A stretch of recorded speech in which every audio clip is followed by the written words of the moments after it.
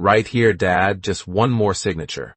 My son's finger tapped the bottom of the page before I could lift my eyes to read the first line. I frowned and tried to pull the papers a little closer. What exactly am I signing?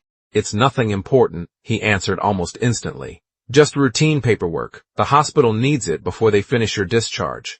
He reached over and gently slid the pages back toward himself. You've been through enough already. Don't worry about all the legal language. Something about the way he said it made me pause. My son had never been an impatient man. Yet that afternoon, he couldn't stand even a few seconds of silence. He uncapped the pen for me, turned every page himself, covered half the document with his hand as he pointed to each signature line. Here, Dad, and one here. Perfect. Now this one. Every time I tried to read a sentence, he was already flipping to the next page. His knee bounced against the hospital floor. His eyes kept darting toward the door as if someone outside was waiting for good news. Even my daughter-in-law, standing quietly beside the window, looked more nervous than I had ever seen her. For a brief moment, I almost pushed the papers away. Almost. But I'd spent months lying in a hospital bed after waking from a coma. And this was my son, the little boy I'd once carried on my shoulders, the child I'd trusted with every important thing in my life. So I stopped asking questions. I signed every single page without reading a single line. The instant I handed the folder back, his shoulders dropped. He let out a long breath he seemed to have been holding for days. Then he smiled. Not a smile of relief that his father was recovering. It was smaller than that, sharper, almost like someone who had finally won something. A second later, he wrapped both arms around me. I love you, Dad, he whispered. I hugged him back. But as I stared over his shoulder, I couldn't shake one terrible thought. That hug didn't feel like gratitude. It felt like goodbye. If you've ever believed the people who loved you could never betray you, I'd be honored if you'd subscribe and stay with me. Some memories deserve to be told all the way to the end, because what I discovered after walking out of that hospital made me wish I'd never picked up that pen. The morning I was discharged, I expected my son to drive me home. Home. Just thinking about that little brick house filled my mind with memories of my wife. Her favorite rocking chair by the window, the garden she refused to let me replace, even the old coffee mug with the chipped handle that somehow survived every move we'd ever made. Instead, my son turned the car in the opposite direction. I watched familiar streets disappear behind us. After a few minutes, I quietly asked, "Did you miss the turn?" He kept his eyes on the road. "No, Dad, you're staying with us for a while." "For a while? You shouldn't be alone after everything you've been through." Before I could answer, my daughter-in-law smiled from the passenger seat. "We've already prepared the guest room." Prepared. The word lingered in my mind. No one had asked what I wanted. No one had even mentioned my own house. When we arrived, they welcomed me inside as if I were an honored guest instead of the man who had spent 38 years building another home with his own hands. Everything was strangely perfect. Fresh flowers in the room. New pajamas folded on the bed. My favorite soup waiting in the kitchen.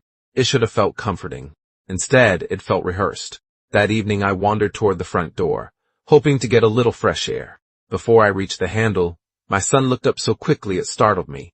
"Need something, Dad?" I was just stretching my legs. "I'll come with you." "You don't have to." "I want to." He smiled. The same smile I'd seen after I signed those papers. Late that night, I woke to the sound of hushed voices drifting down the hallway. I couldn't hear every word. Only one sentence. "Once everything is finalized." Then complete silence. Lying there in the dark, I realized something wasn't right. And for the first time since waking from my coma, I stopped wondering what I'd signed. I started wondering why everyone was acting as though it had already changed my life. As I lay awake in that unfamiliar room, my mind drifted back to the weeks before my accident. Back when life was quiet. Back when my wife was no longer beside me, but somehow still lived in every corner of our home. Every morning, I poured 2 cups of coffee before remembering I only needed one. Some habits refused to die. I'd sit on the back porch and imagine hearing her laugh from the garden. Loneliness becomes strangely comfortable after enough time. Then my son started visiting more often. At first, I was grateful. He brought groceries, fixed a leaking faucet, changed light bulbs I could no longer reach. But little by little, our conversations began to change. Instead of asking how I was sleeping, he'd glance around the living room and casually ask, "So, Dad, where do you keep all the important paperwork?" Another day it was. Did Mom ever put her name on the house? Then, you still got the original deed somewhere, don't you? Each question sounded innocent on its own. Together, they felt oddly specific. Still, I pushed the thought aside. He's my son, I told myself. Maybe he was simply trying to help. Then one Saturday afternoon, he arrived with bags full of groceries. No cooking today, he laughed. I'm making dinner. For the first time in months, the house felt alive again. We cooked together, shared old stories, even laughed until my sides hurt. As he was leaving, he hugged me longer than usual. Promise me something, Dad, he said. If you ever need anything, call me first. I smiled. I will. A few hours later, my chest tightened. The room began to spin. As I reached for my phone, there was only one name in my mind. My son. And that was the last thing I remembered. Before the darkness swallowed everything, people think a coma is nothing but darkness. That wasn't how it felt to me. It was like drifting beneath deep water. I couldn't move. I couldn't open my eyes. But every now and then, voices floated down to me. Some sounded close enough to touch. Others faded before I could understand them. I never knew which were real and which belonged to my own mind. One morning, I heard my daughter-in-law. At least, I think it was her. Her voice was barely above a whisper. I don't know how much longer we can keep waiting. Another voice answered, but I couldn't make out the words. Then she spoke again. It would be easier if. The rest disappeared beneath the steady beeping of the machines. For days, or maybe weeks, that unfinished sentence haunted me. Had I imagined it? Or had she really said it? Then another voice appeared more than once. Calm, older, confident. It wasn't a doctor. It wasn't my son. Whoever he was, he never sounded afraid. One afternoon I heard him say only a single sentence. No, not yet. That was all. Not yet. As though he already knew something everyone else didn't. I wanted to ask who he was. I wanted to tell him I could hear him, but my body refused to obey. Time stopped, meaning anything. The voices came and went like distant radio stations. Sometimes my son sounded exhausted. Sometimes he sounded strangely hopeful. None of it made sense. Until one morning, everything became painfully clear. The darkness disappeared. Bright lights burned my eyes. Someone squeezed my hand. And the first voice I heard wasn't a nurse. It was my son's. Dad, you came back. Looking into his tear-filled eyes, I wanted to believe every word. I truly did. But somewhere deep inside me, those unfinished whispers from the darkness refused to let me. After my son left my hospital room with those signed papers tucked safely under his arm, I sat quietly staring out the window. The room suddenly felt much larger, much quieter. A process, almost as if something important had just happened. And I was the only one who hadn't been told what it was. A nurse came in to check my blood pressure. She smiled. You must be excited to finally go home. Before I could answer, she glanced at my chart and quickly corrected herself. Oh, I'm sorry. I meant your son's house. She looked embarrassed. I looked confused. My son's house? She froze for half a second. I probably shouldn't have said anything. Then she hurried out of the room. I watched the door close behind her. So, everyone seemed to know something except me. I reached for the small table beside my bed and picked up my phone. There was only one number I wanted to call. I pressed it. The line rang twice. A familiar voice answered. Hello? Yeah, it's me. There was a long silence. Then the man chuckled softly. I've been waiting for your call. So, it happened. I figured it would. Oddly enough, neither of us sounded surprised. Neither of us sounded worried. We spoke for less than a minute. No explanations. No panic. Only a few short sentences that would have made no sense to anyone listening nearby. Before hanging up, he simply said, Take your time. Everything is exactly where it needs to be. For the first time since waking from my coma. I smiled, not because I understood what my son was planning, but because I suddenly remembered something I'd almost forgotten. If you stayed with me this far, thank you. Stories like this remind us that sometimes the quietest moments carry the biggest truths. If you're enjoying it, I'd love for you to subscribe before we continue. The next morning, an unexpected visitor knocked on my son's front door, and with one innocent sentence, he turned my entire world upside down. The next morning, I was sitting on my son's back porch with a cup of coffee when someone called my name. I looked up and saw my old neighbor Tom walking through the gate with the same friendly smile he'd worn for years. "There you are," he said, shaking my hand. "I was beginning to think you'd forgotten all about us."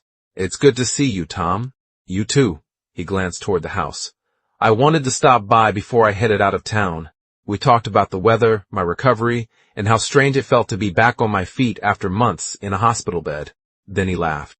"I've got to admit, I was surprised you actually sold the place." My smile faded. "I'm sorry, what did you say?" "Your house," he shrugged. "I figured that's why you're living here now. Moving trucks were there a few days ago, and I heard the sale finally went through. Honestly, good for you. No more mowing that big yard." For a second, I couldn't hear anything except the pounding of my own heartbeat. Sold? My house? I felt as though the ground had shifted beneath my chair. But then, something unexpected happened. I smiled, not because I was happy, because suddenly, pieces that hadn't fit together finally started finding their place. Tom kept talking, unaware of the storm inside my head. When he finally left, I thanked him for visiting and watched him disappear down the sidewalk. That evening, I was walking past the hallway when I heard my son speaking on the phone. His voice was low. "We can't keep him here much longer." A pause. "No, next week should work." Another pause. "The retirement home already has a room ready." I stood perfectly still. Every word felt heavier than the last. Then my daughter-in-law quietly asked, "What if he refuses?" My son's answer was so calm. It frightened me more than shouting ever could. "He doesn't have another choice." And in that moment, I realized it wasn't my house they were trying to take from me. It was my freedom. I didn't sleep that night, not because I was angry, because I kept asking myself the same question over and over. Where had I gone wrong? I'd spent my whole life teaching my son that family stood beside one another, that asking for help was never something to be ashamed of. So why hadn't he come to me? Why had everything become whispers, paperwork, and secret plans? Just before sunrise, I quietly closed my bedroom door and picked up my phone. I called the same person I'd spoken to from the hospital. He answered before the second ring. "It's time," I said. "I thought you might say that. I'd like to go home." "You will." His voice was as calm as ever. "Just be patient a little longer." We ended the call. No names. No explanations. Only certainty. Later that afternoon, my son came home from work. I met him in the living room. "I think I'm strong enough now," I said with a smile. "I'd like to go back to my own house." For the first time since I'd awakened from my coma, his smile disappeared. He rubbed the back of his neck and wouldn't look at me. "Dad, I don't think that's possible." I waited. He finally took a deep breath. "The house is gone." He said it so casually. "As a matter of fact, your things are already packed." Almost on cue, my daughter-in-law walked out of the hallway pulling my old brown suitcase. The very suitcase my wife and I had carried on every vacation we'd ever taken together. She placed it beside the front door without saying a word. My son cleared his throat. "We'll drive you to the retirement home this evening. It's really for the best." I looked at the suitcase, then at my son. Right, neither of us spoke. Just as he reached for the car keys, the doorbell rang. 3 slow knocks. My son frowned. I wasn't expecting anyone. Neither was I. But somehow, I couldn't stop smiling. The room fell silent. My son opened the front door with an annoyed expression. "Can I help you?" The man standing outside smiled politely. "I believe I can." He looked past my son and straight at me. "It's good to see you on your feet." I smiled back. "It's good to be standing." My son's face tightened. "You know each other?" "We've known each other a very long time," I answered before the visitor could speak. "May I come in?" he asked. Without waiting for permission, I nodded. My son stepped aside reluctantly. The man walked into the living room, set a small leather briefcase beside the coffee table, and looked around as though he had all the time in the world. No panic, no hurry, just quiet confidence. My daughter-in-law folded her arms. "I'm sorry, but we're in the middle of a family matter." "So I understand," the man replied calmly. "That's exactly why I'm here." I noticed my son's eyes drift toward the briefcase. Whatever confidence he'd had a few moments earlier had begun to fade. He tried to recover it. "Dad, whoever this is, we can deal with him later. We really need to leave." "I don't think we do," I said softly. For the first time since waking from my coma, my son looked genuinely confused. "What do you mean?" I didn't answer. Instead, I turned toward the man. "You came faster than I expected." He chuckled. You always hated waiting. Even in that tense room, hearing those words brought back memories from decades earlier. Memories of laughter, of family dinners, of promises. Promises I hadn't thought about in months. Until now. As my son stared at the two of us, trying to understand what was happening, I realized he had overlooked the one person he never imagined would still be standing beside me, and that mistake was about to change everything. Looking at that familiar face pulled me back to the hardest season of my life. My wife had been gone only 3 days. The house felt unbearably quiet. Every room reminded me of her. Her knitting basket still rested beside the sofa. Her reading glasses were still on the nightstand. I couldn't bring myself to move a single thing. A few weeks before she passed, she'd asked me to sit beside her hospital bed. She was weak, too weak to speak for long. Still, she squeezed my hand with surprising strength. Promise me something. Anything. No matter what happens, don't let this house tear our family apart. I smiled and told her it never could. She shook her head. You see the best in people. I worry because I see how pressure changes them. She looked around the room before whispering something I'll never forget. This house isn't valuable because of the bricks. It's valuable because it's the last place our family still belongs together. Protect it. Even if one day you have to protect it from the people living inside it. At the time, I thought grief was making her imagine impossible things. After she was gone, those words refused to leave me. So I called the one man I trusted more than anyone outside my own family. The same man who was now sitting quietly across from my son. My oldest friend, Frank, a retired lawyer. He listened without interrupting. When I finished, he smiled and said only one sentence. If that's your promise to her, we'll make sure you keep it. Back in my son's living room, he slowly opened the leather briefcase. Inside was a thick sealed folder. My son leaned forward. What is that? The man looked at him calmly. The answer to every question you've been avoiding. Then he broke the seal. The sound of that seal breaking seemed louder than it should have. My son shifted uneasily in his chair. My daughter-in-law glanced at him, then back at the folder. Neither of them spoke. The man carefully removed several documents and placed them on the coffee table. Then he looked at my son. My name is Frank. We've already figured that out, my son replied, trying to sound confident. What does any of this have to do with my father? Frank ignored the question. Instead, he turned to me. Would you like me to explain? I nodded. Frank folded his hands. Several months before your accident, your father came to see me. My son's forehead wrinkled. What accident? The one that left him in a coma. Frank continued as though he hadn't been interrupted. He came because he wanted to keep a promise he had made to his late wife. I watched my son's confidence fade just a little more. After discussing every possible situation, Frank said, Your father made one very important decision. My son leaned forward. What decision? Frank slid a single document across the table. The family home was no longer held the way you believed it was. Silence. My son picked up the paper. His eyes moved quickly from line to line. Then slower. Much slower. That's impossible. It isn't, Frank replied calmly. The ownership of that property was legally restructured months before your father's accident. Every document was properly witnessed, recorded, and completed long before he ever entered that hospital. My daughter-in-law's face turned pale. But, she looked at my son. The papers he signed. Frank gave a small smile. The papers your father signed in the hospital could not transfer something he no longer legally controlled in the way you assumed. My son stared at the pages, as if they had suddenly been written in another language. So, the sale? Frank met his eyes. Never had the legal authority you believed it did. For the first time since he handed me those papers in my hospital room, my son looked exactly the way I had felt that day, completely blindsided. But Frank wasn't finished. He reached back into the folder. There is one more document. And I believe this is the one all of you need to hear. Frank unfolded the last document and adjusted his glasses. This wasn't written to punish anyone, he said quietly. It was written to protect a promise. The room was so still I could hear the clock on the wall. He began reading.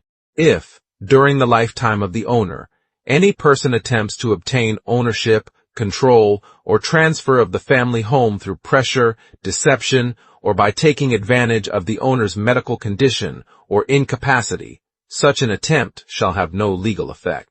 My son slowly lowered his head. Frank continued. The property remains fully protected under the arrangement established before the accident. No one spoke. Finally, my daughter-in-law broke down. We didn't do it because we hated you. Tears rolled down her face. We were drowning. She looked at me with eyes full of shame. We had loans, credit cards, the business failed. People were calling every day. We thought if we sold the house, we could fix everything before you ever found out. Then my son looked at me. His voice was barely a whisper. I didn't know how to ask you. That hurt more than the papers, more than the lies, more than the plan to send me to a retirement home. I looked at the little boy I used to carry on my shoulders. Somewhere along the way, he'd forgotten that he never had to earn my help. He only had to ask. I walked to the small cabinet beside the television and opened the envelope I'd placed there the day before. Inside was a certified check. I held it out to him. His hands wouldn't move. Take it, I said. His eyes filled with tears. Dad, after everything we've done, I can replace money. I gently closed his fingers around the check. I can't replace my son. The check was enough to clear every debt he had confessed to. No conditions, no contracts, just help. I picked up my old brown suitcase, the same one my wife and I had carried through decades of memories. This time, I carried it home, my own home. A few weeks later, there was another knock at my front door. When I opened it, my son stood there alone. His eyes were red. I don't expect you to forgive me, he said. I wanted to tell you I'm sorry. For a long moment, neither of us spoke. Then I nodded. I'm glad you came. He waited, as if expecting me to say something more. I didn't, because there are moments when silence tells the truth better than words ever could. An apology is a beginning. It isn't the ending. He gave me one last look before quietly turning around and walking back to his car. I watched him drive away, not with anger and not with forgiveness, just with hope. Hope that one day his actions would become stronger than his regrets. Because some doors don't need to be slammed shut. They simply stay closed until trust earns the right to knock again. If this story reminded you that family is worth fighting for, but that love should never come at the cost of trust, I'd be grateful if you subscribed and became part of this little family. If you enjoyed this story, please take a second to like the video, subscribe, and tap the bell icon. Your support helps me keep sharing stories that matter, one memory at a time.